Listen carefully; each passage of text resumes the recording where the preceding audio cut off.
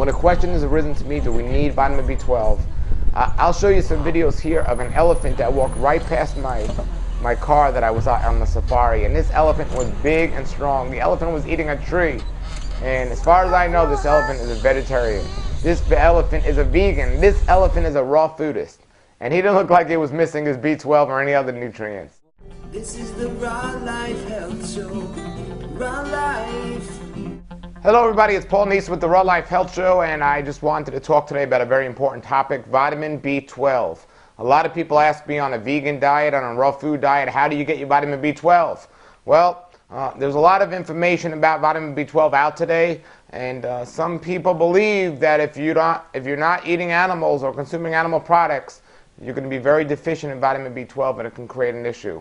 From my experience, there are many people today that are low in vitamin B12, and a majority of them are not vegetarians. Even meat eaters are suffering from this deficiency. A big part of it is an absorption issue.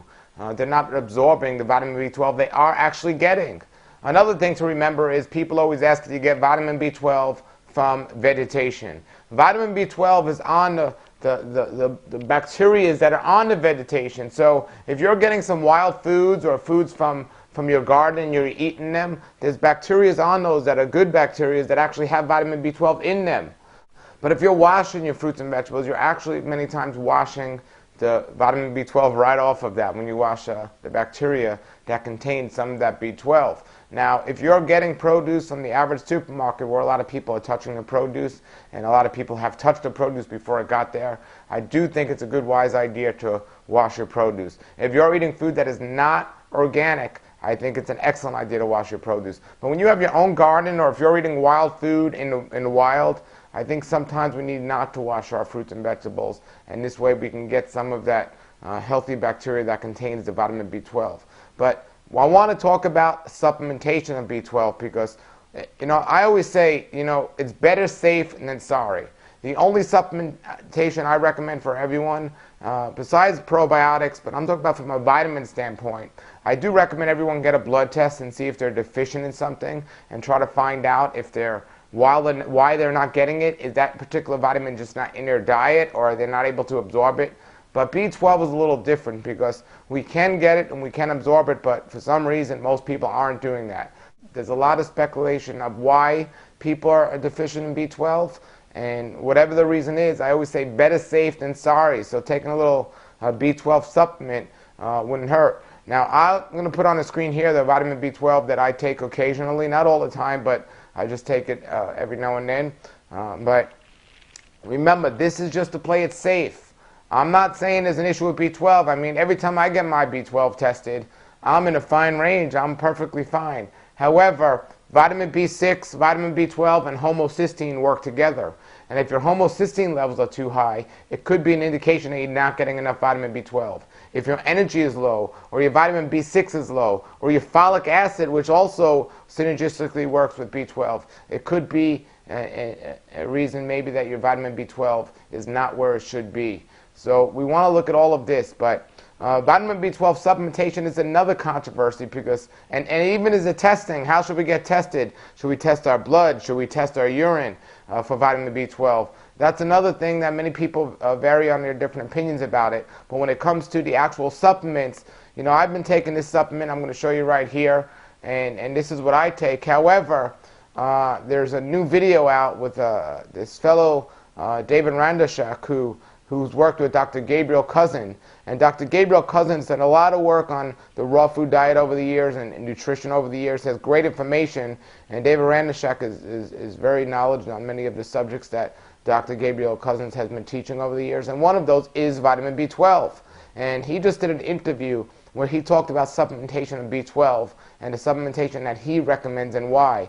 So I'm going to put this link below the video here, or look below the video in the description and just click on that link to sign up and see the video by David Randashak where he talked all about vitamin B12 and the importance of it.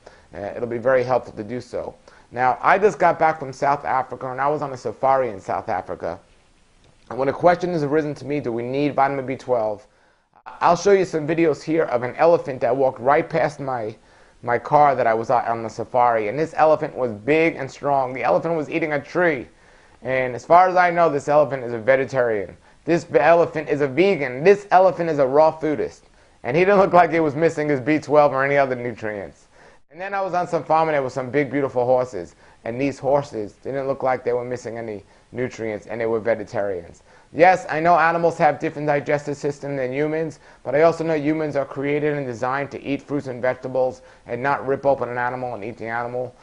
But with technology, we can eat animals, and if that's what people choose to do so, I recommend there's no place other than you do it than on Beyond Organic, and I'll put the Beyond Organic link below this video because it's the only way to get healthy animal products today.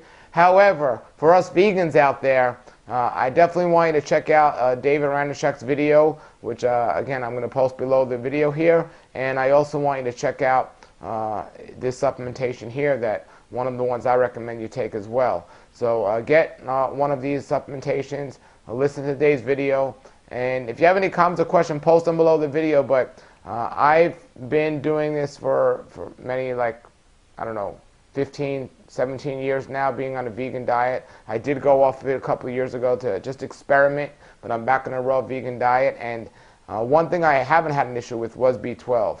I did have an issue with my homocysteine levels, and when I started taking B12 supplementation, the homocysteine levels came down.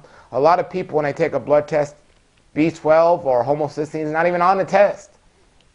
So if you are taking a blood test, you might want to have that added. So you tell the doctor or whoever's taking a blood test, I'd like to check my homocysteine levels, my folic acid levels, my B6 levels, and my B12 levels, just to make sure that they're not extremely low. And again, the different tests vary, but if you tell them, they can give you some different testing to kind of measure where you're at. Some people ask me about a B12 shot. And the only time I would ever recommend that is if somebody's extremely, extremely low and they need to get something real quick. But in the most part, you shouldn't need a B12 shot. Definitely not on a regular basis. The supplementation that David talks about in his video that you can click on below this video, or even this little supplementation that I recommend here, will do the trick or should do the trick. But we don't want to neglect this. Some people say we never need to take nutrients or we never need to take supplements because in nature we get everything we need.